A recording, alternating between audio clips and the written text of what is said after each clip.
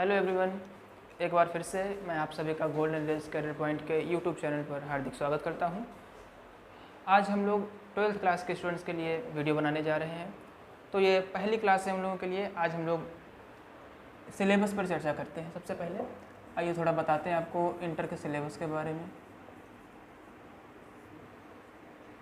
जैसे कि अभी पिछले साल को छोड़ करके जो बाकी एग्ज़ाम्स हुए थे उनका सिलेबस थोड़ा सा अलग था, पैटर्न जो था एग्ज़ाम का वो थोड़ा सा अलग था। और इस बार जब से नई शिक्षा नीति लागू हुई है तो एग्ज़ाम्स का पैटर्न एकदम से चेंज हो चुका है। उसको 4 सेक्शन में बांट दिया गया है पेपर को, तो उसी के आधार पर पहले आपको सिलेबस बता दे रहे हैं। तो अगर हम देखें तो हमारा ये सिलेबस मुख्य रूप से section A, section B, section C और सेक्शन डी, 4 सेक्शंस में बांटा गया है। पहला जो है वो आपके लिए है रीडिंग। इस सेक्शन के अंतर्गत आपको एक स्टेंजा पैसेज मिलता है और फिर इस पैसेज को पढ़ करके कंप्रिहेंशन के आधार पर आपको क्वेश्चंस के आंसर्स देने पड़ेंगे। और उसके बाद में आता है सेक्शन बी। ये सेक्शन राइटिंग का होता है। राइटिंग में आपके पास 2 चीज़ें लिखने को होंगी, एक तो टॉपिक हो गया और एक लेटर हो गया। जैसे पहले एग्जाम्स में ऐसे आया करते थे वैसे ये आजकल टॉपिक हैं और या फिर कोई स्टेंजा पैराग्राफ लिखा लिया करते हैं। इसके बाद में सेक्शन सी जो हमारा होता है वो ग्रामर का पोर्शन हो गया। इसके अंतर्गत जो भी टॉपिक्स आएंगे उसमें जैसे नंबर 1 पर सिंथेसिस होता है, नंबर 2 ट्रांसफॉर्मेशन,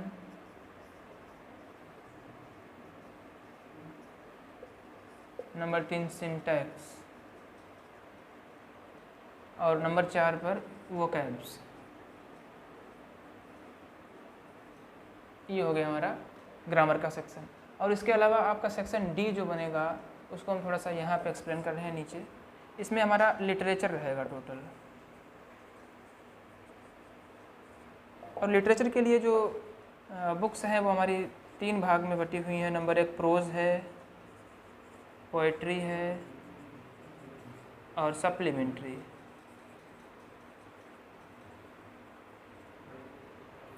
अब सभी किताबों को हमको पढ़ना है। प्रोज और सप्लीमेंट्री का जो पैटर्न रहता है वो लगभग सेम है। दोनों से एग्जाम्स में आपसे एक लॉन्ग क्वेश्चन पूछा जाता है और 2 शॉर्ट क्वेश्चंस पूछे जाते हैं। ऐसे पोएट्री से एक स्टेंजा आएगा आपके लिए, उसमें से क्वेश्चन छांटने होंगे और सेंट्रल आइडिया। और सप्लीमेंट्री का भी यही सेम प्रोज के तरीके से एक लॉन्ग क्वेश्चन और 2 शॉर्ट क्वेश्चन। तो ये तो हो गया पूरा डिस्क्रिप्शन आपका सिलेबस का जो हम लोगों को पेपर एग्जाम के हिसाब से तैयार करना है। अब आते हैं अपने सब्जेक्ट पर।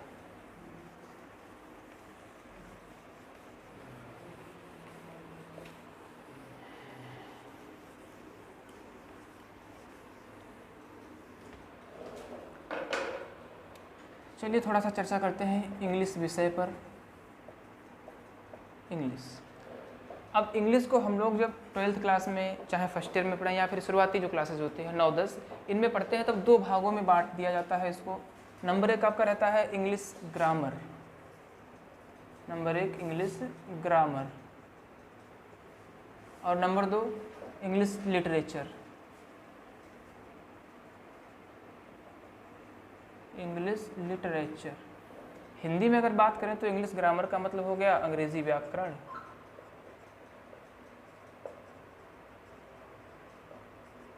और इंग्लिश लिटरेचर का मतलब हो गया अंग्रेजी साहित्य।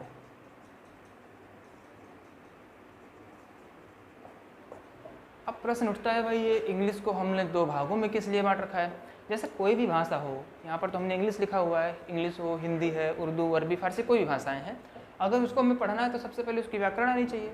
व्याकरण का मतलब होता है वे सारे नियम, ठीक, जिनके माध्यम से जिनको सीख करके हम किसी भाषा को बोलना, लिखना, पढ़ना, किसी को समझाना आदि सब कुछ सीखते हैं। ये सब इंग्लिश व्याकरण के अंतर्गत आएगा, अंग्रेजी व्याकरण के अंतर्गत। और जब व्याकरण हम लोग सीख जाते हैं फिर किसी के द्वारा लिखी गई चीज़ को या फिर किसी को बताना हो, ये सारी बातें हम लोग उस भाषा में उसको समझा सकते हैं। ये सब हमारा लिटरेचर बन जाता है।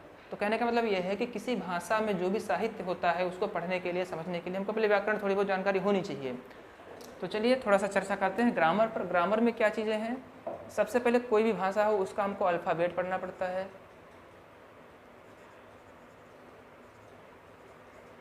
अल्फ़ाबेट, और अल्फ़ाबेट जब सीख जाते हैं तब हम लोग वर्ड्स पढ़ते हैं, और वर्ड्स को सीखने के बाद में सेंटेंसेस सीखते हैं, और सेंटेंसेस पर से ही हम लोगों के समझ लीजिए एक तरीके से व्याकरण की जो कक्षा 9, 10 और 11, 12 में पूछी जाती है उसकी स्टार्टिंग हो जाती है। अब सेंटेंस के बाद में ढेर सारी चीज़ें आती हैं, जैसे ट्रांसफॉर्मेशन हो गया,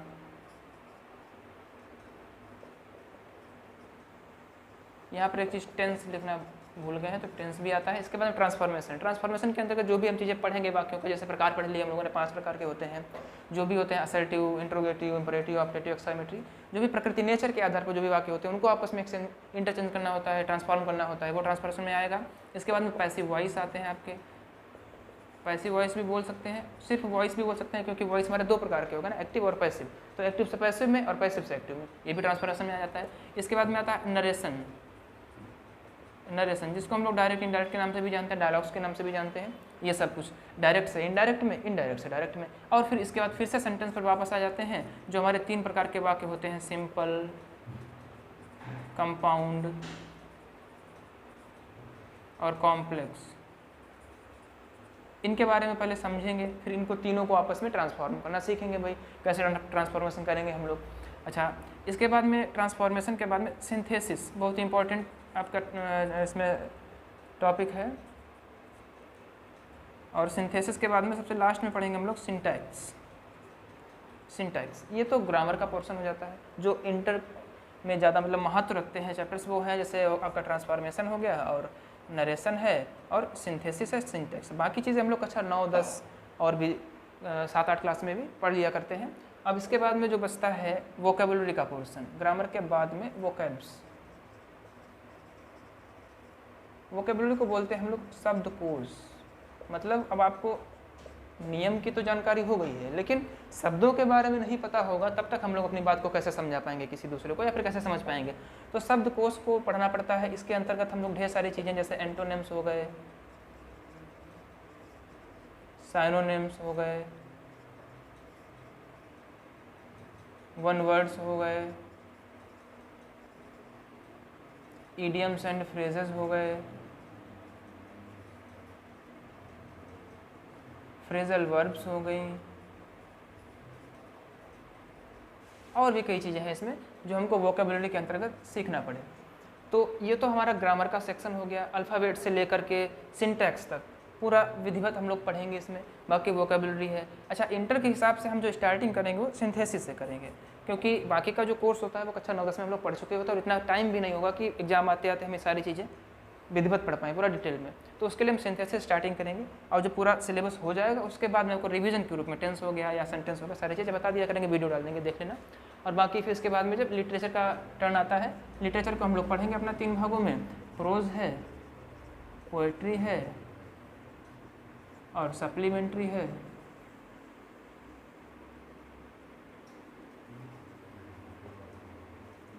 ठीक, इन सेक्शंस में हम लोग पढ़ेंगे। तो चलिए भाई, सबसे पहले स्टार्टिंग करते हैं फिर अब सिंथेसिस के लिए।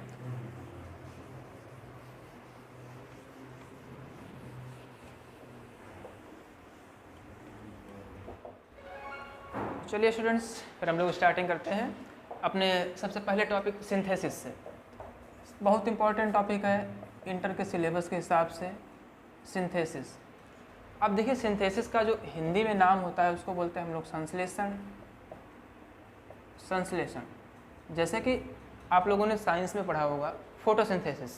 फोटोसिंथेसिस का मतलब होता है प्रकाश संश्लेषण, मतलब जो हरे पेड़ पौधे होते हैं प्रकाश की उपस्थिति में, ठीक है, जल तथा और भी अपने जो वायु हो गया, खनिज लवण की सहायता से एनर्जी का निर्माण करते हैं, बनाते हैं। तो वैसे हम लोग जोड़ते हैं, कुल मिलाकर के जोड़ने का काम करते हैं। ऐसे ही यहाँ पर भी हम लोगों को पढ़ना है। सिंथेसिस क्या है? एक जोड़ने की क्रिया है, ठीक है। तो यहाँ पर हम लोग इंग्लिश सब्जेक्ट पढ़ रहे हैं, वाक्यों का खेल है पूरा सब कुछ यहाँ पर। तो सिंथेसिस में क्या होगा, परिभाषा एक लाइन में अगर पूछी जाए तो सिंथेसिस के अंतर्गत हम लोग 2 या 2 से अधिक वाक्यों को जोड़ करके एक वाक्य बनाते हैं। फिर से रिपीट करेंगे। सिंथेसिस की डेफिनेशन क्या है? दो या दो से अधिक साधारण वाक्यों को जोड़ करके एक वाक्य बनाना सिंथेसिस कहलाता है। ठीक है, अब आती है बात सिंथेसिस के आधार पर वाक्य होते कितने हैं। तो सिंथेसिस के आधार पर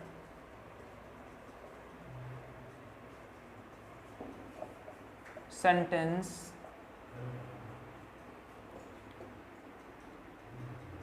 तीन प्रकार के होते हैं।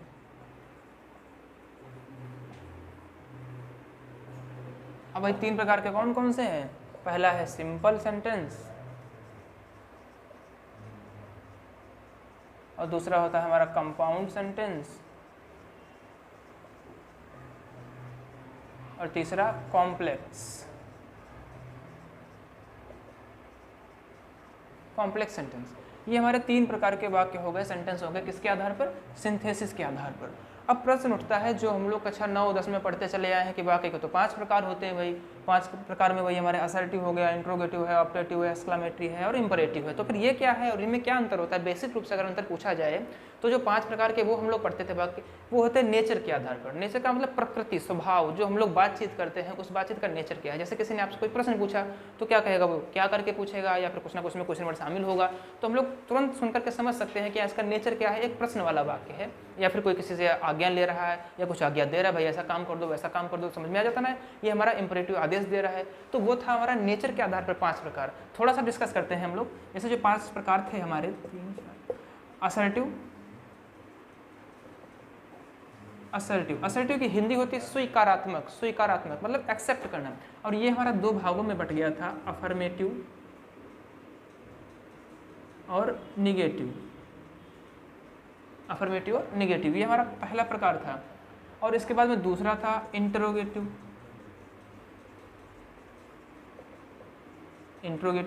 अच्छा, इंट्रोगेटिव को भी हम लोगों ने 2 पार्ट्स में बांट लेते हैं। एक तो होता है हमारा फर्स्ट टाइप बोल देते हैं इसको, और सेकेंड टाइप बोल देते हैं। इसमें क्या अंतर होता है भाई? फर्स्ट टाइप का मतलब हो गया ऐसे क्वेश्चन जो जिनका आंसर हम लोग यस या नो में दे सके, सिंगल वर्ड, और जो ऐसे प्रश्न होते हैं जिनको बताने के लिए अपनी तरफ से कुछ ना कुछ जोड़ घटा करके बताया जाता है, तो उनको हम लोग सेकेंड टाइप का नाम दे देते हैं। तो जनरली देखा जाए तो ये फर्स्ट टाइप वाले जो होते हैं इनकी स्टार्टिंग क्या शब्द से होती है, और अंग्रेजी में ट्रांसलेशन करते समय इनका जो अनुवाद बनाते हैं, ट्रांसलेट करते हैं, तो स्टार्टिंग हम लोग हेल्पिंग वर्ड से करते हैं और इनकी स्टार्टिंग करते हैं क्वेश्चन वर्ड से। तो ये बेसिक डिफरेंस हो गया इनके बीच में। तीसरा होता है हमारा इंपरेटिव, और चौथा ऑप्टेटिव, और इसके बाद में एक्सक्लेमेटरी। तो ये 5 प्रकार के जो वाक्य हमने लिखे हैं इधर, ये होते हैं हमारे जो सेंटेंस है उसकी प्रकृति, नेचर के आधार पर या फिर प्रकृति के आधार पर। मतलब जो भी बातचीत हो रही है किन्हीं लोगों के बीच में, तो उनकी बातचीत का प्रकृति, नेचर कैसा है, प्रश्न पूछ रहे हैं या कोई जानकारी दे रहे हैं या फिर आज्ञा ले रहे हैं या परामर्श, शिक्षा, सुझाव, क्या चीज़ है, या फिर अपनी इच्छा बता रहे हैं, या फिर कोई ऐसी बात कह दी जिससे अचानक से मन में आने वाली कोई भावना प्रकट हो गई, ये सारी चीज़ें, ये 5 प्रकार के वाक्य हमको ये चीज़ बताते हैं। ये हो गए हमारे नेचर के आधार पर। अब जो हम लोग पढ़ रहे हैं सिंथेसिस का मतलब होता है संश्लेषण का मतलब होता है जोड़ना। जब किसी चीज़ को जोड़ते हैं तो उसकी संरचना के बारे में हमको पता होना चाहिए, स्ट्रक्चर हमको पता होना चाहिए। बस यहीं पर हमको ध्यान में रखना चाहिए कि सिंथेसिस पर के आधार पर जो वाक्य होते हैं 3 प्रकार के, सिंपल, कंपाउंड, कॉम्प्लेक्स, ये जो टाइप्स हैं हमारे, ये स्ट्रक्चर बेस्ड होते हैं, वाक्य की संरचना के आधार पर, स्ट्रक्चर के आधार पर, मतलब वाक्य की रचना कैसे हुई है, उसमें क्या क्या चीज़ें शामिल है, तो उसके आधार पर 3 प्रकार के वाक्य होते हैं, और प्रकृति के आधार पर 5 प्रकार के होते हैं। सिंथेसिस में हमको ये 3 प्रकार के वाक्य पढ़ने हैं। मतलब सिंपल क्या होता है, कंपाउंड क्या होता है और कॉम्प्लेक्स क्या होता है। अच्छा, तीनों वाक्यों को पढ़ने के लिए हमको क्लॉज की जानकारी होना बहुत ज़रूरी है। क्लॉज को हिंदी में बोलते हैं हम लोग उपवाक्य, क्लॉज को बोलते हैं उपवाक्य। चलिए भाई, उपवाक्य क्या होता है? जैसे कि वाक्य की डेफिनेशन हमको पता है, sentence is the group of words which gives a meaningful sense. मतलब एक शब्दों का ऐसा समूह जो कि एक सार्थक अर्थ दे रहा हो, वो वाक्य कहलाता है। ठीक है भाई। अब सेंटेंस के जो पार्ट्स बनते थे वो सब्जेक्ट और प्रेडिकेट बना करते थे। ठीक है, अगर बांटते थे किसी भी सेंटेंस को, ये 5 प्रकार के जो लिखे रहते थे, इनमें से किसी को भी उठा लो आप, इसमें से कोई भी वाक्य ले लेते तो वो 2 ही भागों में टूटेगा, एक सब्जेक्ट और एक प्रेडिकेट। बस सेम इसको देख लेते हैं हम लोग उपवाक्य। जैसे स्कूल कॉलेज में प्रधानाचार्य और उप प्रधानाचार्य होते हैं। भाई प्रधानाचार्य जब नहीं है तो उनकी अनुपस्थिति में उप प्रधानाचार्य आएगा, पावर तो वही मिल जाती है ना। तो बस यही यहाँ पर भी चीज़ है। वाक्य में जैसे सब्जेक्ट और प्रेडिकेट्स होते हैं, वैसे ही हमारे क्लॉज में भी सब्जेक्ट और प्रेडिकेट। बस इसकी डेफिनेशन यहीं पर से आ जाती है। क्लॉज क्या होते हैं? किसी वाक्य का ऐसा भाग जिसका स्वयं का सब्जेक्ट और प्रेडिकेट हो क्लॉज कहलाता है। अच्छा, अब भाई परिभाषा तो हमको पता चल गई, लेकिन अब क्लॉज जो है आया तो एक वाक्य से ही है, तो सीधी सी बात है वो उस पर डिपेंड होगा। किसी भी चीज़ को कहीं से उठाते हैं तो किसी ना किसी रूप से वो उससे जुड़ा रहता है ना, संबंधित रहता है, डिपेंड रहता है। तो क्लॉज भी हमारे जिस वाक्य से लिए जाते हैं उस पर किसी न किसी रूप से निर्भर रहता है। बस इसी निर्भरता के आधार पर क्लॉज को हम लोग 3 प्रकार में क्लासीफाई कर देते हैं।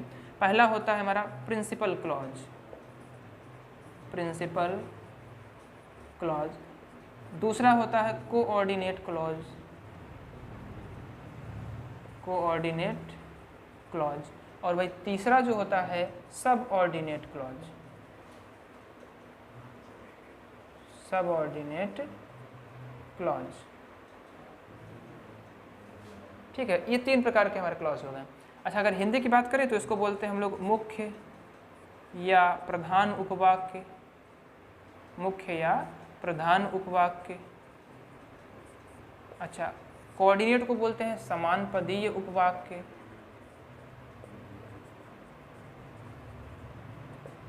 और सबऑर्डिनेट को बोलते हैं आश्रित उपवाक्य, आश्रित उपवाक्य। ठीक है, अब देखते हैं इन तीनों में क्या विशेषताएं होती हैं जिस सेंटेंस से लिए गए हैं उस पर निर्भरता के आधार पर। तो जो प्रिंसिपल क्लॉज होता है नंबर 1, ये जिस वाक्य से लिया जाता है, ठीक है, अगर उसको हम उस वाक्य से अलग कर दें तब भी ये अपना स्वतंत्र रूप से अर्थ दे सकता है। बस एक लाइन में परिभाषा अगर याद करनी हो तो प्रिंसिपल क्लॉज वह क्लॉज होता है जो अपने मूल वाक्य से अलग होने के बाद भी अपना पूर्ण रूप से अर्थ दे सकता है, मतलब अपने अर्थ के लिए शेष वाक्य पर डिपेंड नहीं रहेगा, किसी भी रूप से निर्भर नहीं रहेगा। ये हो गया हमारा प्रिंसिपल क्लॉज। अब आता है नंबर कोऑर्डिनेट क्लॉज का, नंबर 2। कोऑर्डिनेट क्लॉज और प्रिंसिपल क्लॉज दोनों बिल्कुल सेम, डेफिनेशन आपके लिए बिल्कुल सेम है। जैसे यह मूल वाक्य पर निर्भर नहीं होता है वैसे यह भी मूल वाक्य पर निर्भर नहीं होता है। अगर डेफिनेशन की बात करें एक लाइन में तो क्या होगा, कोऑर्डिनेट क्लॉज वह क्लॉज होती है जो अपने पूर्ण अर्थ के लिए शेष वाक्य पर निर्भर नहीं होती, लेकिन एक कोऑर्डिनेटिंग कंजक्शन से उस मूल वाक्य से जुड़ी रहती है। बस यही डिफरेंस हो जाता है। प्रिंसिपल क्लॉज में कोई कंजक्शन नहीं है और कोऑर्डिनेट क्लॉज में कौन सा कंजक्शन आ रहा है, कोऑर्डिनेटिंग कंजक्शन। और कोऑर्डिनेटिंग कंजक्शन डिटेल में पढ़ाएंगे आपको, 4 प्रकार के होते हैं। ठीक है, इसके बाद में आता है सबऑर्डिनेट क्लॉज। जैसा इसका नाम है आश्रित उपवाक्य, तो बस उसी से परिभाषा बन जाएगी। सबऑर्डिनेट क्लॉज वह क्लॉज होती है जो अपने पूर्ण अर्थ के लिए किसी न किसी रूप से मूल वाक्य से अवश्य जुड़ी रहती है, मतलब उसके बिना यह पूर्ण अर्थ नहीं दे सकती, सबऑर्डिनेट क्लॉज कहलाती है। ये हम लोगों ने क्लॉज को समझा। अब आप लोग सोच रहे होंगे कि पढ़ा रहे थे सिंथेसिस, सिंथेसिस में ये 5 प्रकार के वाक्य इधर बता डाले, 3 प्रकार के वाक्य इधर बता डाले, क्लॉज भी पढ़ा दिए, इसका क्या मतलब है? ये सब जुड़े हुए हैं भाई एक दूसरे में। अगर हम लोग क्लॉज नहीं पढ़ेंगे तो इनकी परिभाषाएं समझ में नहीं आएंगी। सिंपल सेंटेंस क्या होता है, कंपाउंड सेंटेंस क्या होता है, कॉम्प्लेक्स क्या होता है। देखिए, अब चर्चा करते हैं नंबर 1 सिंपल सेंटेंस पे। तो सिंपल सेंटेंस की परिभाषा क्या होती है? सिंपल सेंटेंस ऐसा वाक्य होता है जिसमें कम से कम एक प्रिंसिपल क्लॉज हो और एक फाइनाइट वर्ब हो। बस सिंपल सी परिभाषा है, एक प्रिंसिपल क्लॉज और एक फाइनाइट वर्ब। फाइनाइट वर्ब क्या होती है? फाइनाइट का मतलब परिभाषित करने वाली क्रिया जो उसमें कार्य हो रहा होता है, मतलब मेन वर्ब। तो एक ही मेन वर्ब होनी चाहिए सिंपल सेंटेंस में। इसके बाद नंबर आता है कंपाउंड में। कंपाउंड सेंटेंस वह सेंटेंस होता है जिसमें कम से कम एक प्रिंसिपल तथा कम से कम एक कोऑर्डिनेट क्लॉज जो किससे जुड़ी हो, एक कोऑर्डिनेटिंग कंजक्शन से। फिर से देखते हैं, कंपाउंड सेंटेंस में 2 क्लॉज होती हैं। नंबर 1 हो गई प्रिंसिपल क्लॉज, नंबर 2 हो गई कोऑर्डिनेट क्लॉज। लेकिन ये जो कोऑर्डिनेट क्लॉज होगी वो इस प्रिंसिपल से किसी न किसी कोऑर्डिनेटिंग कंजक्शन से जुड़ी अवश्य रहेगी। ये परिभाषा हो गई कंपाउंड की। अब आता है नंबर कॉम्प्लेक्स सेंटेंस। तो क्या होता है भाई, कॉम्प्लेक्स सेंटेंस ऐसा वाक्य होता है जिसमें कम से कम एक प्रिंसिपल क्लॉज तथा एक सबऑर्डिनेट क्लॉज अवश्य होनी चाहिए, और यह सबऑर्डिनेट क्लॉज उस प्रिंसिपल क्लॉज से एक सबऑर्डिनेटिंग कंजक्शन के द्वारा जुड़ी रहेगी। ठीक है, तो ये परिभाषा होगी, इसीलिए हमने आपको क्लॉज की जानकारी दी है। बिना क्लॉज की जानकारी के सिंपल, कंपाउंड, कॉम्प्लेक्स को नहीं समझा जा सकता है। ठीक है, तो बेसिक जानकारी आपको हमने दे दी है। अब हम लोग यहाँ पर से एक एक वाक्य को उठाएंगे, सिंपल, कंपाउंड और कॉम्प्लेक्स को, फिर इसको जोड़ करके एक सिंपल या फिर एक कंपाउंड या फिर एक कॉम्प्लेक्स वाक्य बनाना सीखेंगे। यही सिंथेसिस है। परिभाषा आपको स्टार्टिंग में बता दी गई थी, 2 या 2 से अधिक वाक्यों को जोड़ करके एक वाक्य बनाने की क्रिया सिंथेसिस कहलाती है। ठीक है, तो यहाँ पर हमारे पास 3 प्रकार के वाक्य हैं। तो जैसी बात है भाई, कहीं पर 2 सिंपल सेंटेंस दे दिए जाएंगे, आपसे कहेगा कंपाउंड सेंटेंस बना दीजिए जोड़ करके, या फिर कॉम्प्लेक्स सेंटेंस बना दीजिए जोड़ करके, या फिर उसको सिंपल में ही ट्रांसफॉर्म कर दीजिए, बना दीजिए उसको जोड़ करके। ठीक है, तो आइए पहले हम लोग स्टार्टिंग करते हैं सिंपल सेंटेंस से।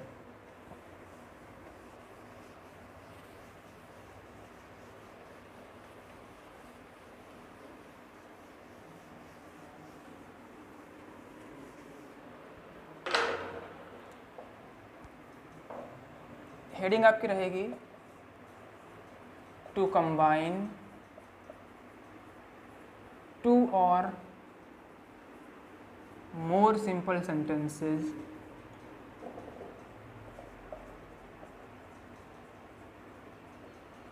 into a simple sentence। ठीक है, ये आपकी हेडिंग हो गई अंग्रेजी में। हिंदी में अगर बात की जाए तो 2 या 2 से अधिक साधारण वाक्यों को जोड़ करके एक साधारण वाक्य बनाना, सबसे स्टार्टिंग में लोग पढ़ेंगे। तो भाई ठीक है, सिंपल सेंटेंस की परिभाषा आपको थोड़ी सी फिर से बता देते हैं। सिंपल सेंटेंस हिंदी में बोलते हैं इसको साधारण वाक्य। साधारण वाक्य अभी बता चुके हैं, तो देखिए बस 2 पॉइंट्स रिमेंबर रखने हैं। नंबर 1, किसी भी सिंपल सेंटेंस कोई भी हो, चाहे affirmative, negative, interrogative, objective, exclamatory में से कोई सा भी वाक्य हो, आपको अगर सिंपल सेंटेंस बताना है तो 2 चीज़ें इसमें होनी जरूरी है। नंबर 1, कम से कम एक प्रिंसिपल क्लॉज, कम से कम एक प्रिंसिपल क्लॉज, और दूसरी बात सिर्फ एक फाइनाइट वर्ब, सिर्फ एक फाइनाइट वर्ब। बस अगर ये 2 चीज़ें आ रही हैं वाक्य में, इतना फॉलो कर रहे हैं, तो अपने आप ही वो सिंपल सेंटेंस बन जाएगा। ठीक है, अब आते हैं अपनी हेडिंग पर वापस। To combine 2 or more simple sentences into a simple sentence. इसके लिए क्या होता है, पॉइंट्स हैं कुछ, देखते हैं हम लोग। जो भी वाक्य दिए गए हैं, ठीक है, उनमें से हमको एक फाइनाइट वर्ब बनाए रखनी है, और बाकी जितने भी वाक्य दिए हैं उनको किसी न किसी रूप से हमें उस वर्ब को चेंज कर देना है, फाइनाइट नहीं बनाना है। ठीक है, और उसको चेंज करने के लिए ढेर सारे तरीके होते हैं आपके पास, जैसे पार्टिसिपल हो गया, जीरंड हो गया, इन्फिनिटिव है, केस इन पोजीशन है, ठीक है, और बहुत सी चीज़ें हैं उसमें, वो सब हम लोग डिटेल से पढ़ेंगे उसमें।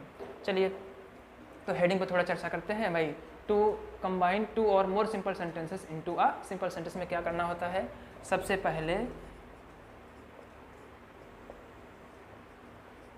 पहले दिए गए सेंटेंसेस में से एक सेंटेंस की वर्ब को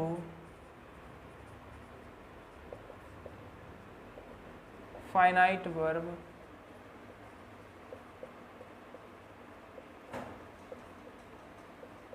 बने रहने देते हैं, तथा इसके अतिरिक्त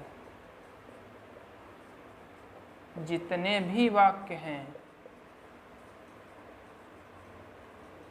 सभी की वर्ब को अन्य रूपों में परिवर्तित कर दिया जाता है।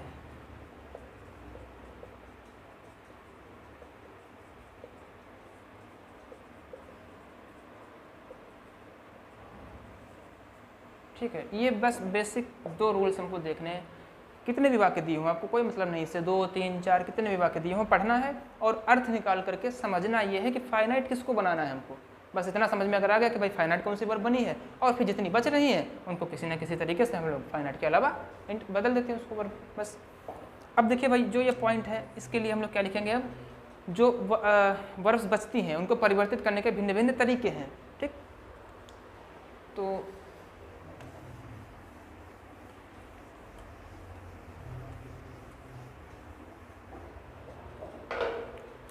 हेडिंग पड़ेगी वाक्यों की वर्ब को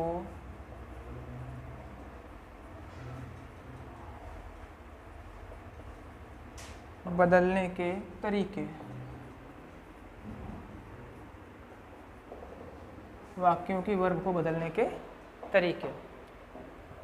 अब इसमें नंबर 1 जो आता है आपका, by using participles, by using participles. अब हम लोग चर्चा करेंगे भाई पार्टिसिपल्स क्या होते हैं। पार्टिसिपल्स एक तरीके से वर्ब का ही रूप होते हैं, लेकिन इनमें एडजेक्टिव शामिल रहता है। ठीक है, मतलब वर्ब को हम लोग चेंज कर देंगे, वो काहे का काम करने लगेगा, फिर एडजेक्टिव का काम करने लगेगा, इसको पार्टिसिपल बोलते हैं। अब पार्टिसिपल कितने प्रकार के होते हैं? पार्टिसिपल हमारे 3 प्रकार के होते हैं, प्रेजेंट पार्टिसिपल, पास्ट पार्टिसिपल और परफेक्ट पार्टिसिपल। अब इन पर डिटेल्स जैसे हम लोग अगले लेक्चर में करेंगे। तब तक के लिए धन्यवाद।